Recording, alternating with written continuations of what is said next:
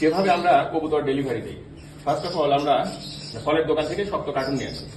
এরপরে আমরা make sure করি যে চারদিক থেকে এরকম ছিদ্র আছে কিনা, না থাকলে আমরা করে নেই। কারণ কবুতরগুলো সাধারণত বাসে ডেলিভারি করা হয়, তো এমন এক জায়গায় রাখলেও দেখা যাচ্ছে আপনার এই সাইডে ছিদ্র, ঠিক আছে।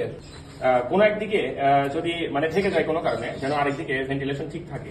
তো যাই হোক, প্রথমে আমরা এরকম একটা পেপার দিয়ে নিই, তারপরে এরকম কাগজ কেটে নেই। এই কাগজ কাটার উদ্দেশ্য হলো ড্রপিং এর ভেজা ভাবটা এই পেপার অ্যাবজর্ব করে নিল, যার কারণে আর গ্যাস হওয়ার পসিবিলিটি নাই। আমরা পিন আপ করে দিছি, কারণ যে ভাইয়ের কাছে দিছি হয়তো কোনো এক কারণে যদি বাই এনি চান্স কাগজ খোলার পর যদি ছুটে যায়, যেন কোনো অ্যাক্সিডেন্ট না হয়, দ্যাটস ওয়াই আমরা এরকম পিন আপ করে দিচ্ছি। এই যে এটা আমাদের গোল্ডেন পেয়ারের বেবি, মাশাআল্লাহ চকচক একটা বেবি, এটাও পিন আপ করে দিছি।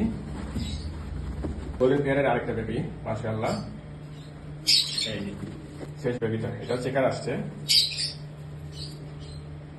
এখন আমরা কার্টুন বেঁধে ফেলবো। আমরা কার্টুনে তার ঠিকানা, নাম এবং পেছনে ফোন নাম্বারটা আমি দেখাচ্ছি না, তাই ফাঁস করে রাখছি। ফোন নাম্বারটা এইভাবে দিয়ে দিব কার্টুনের সাথে।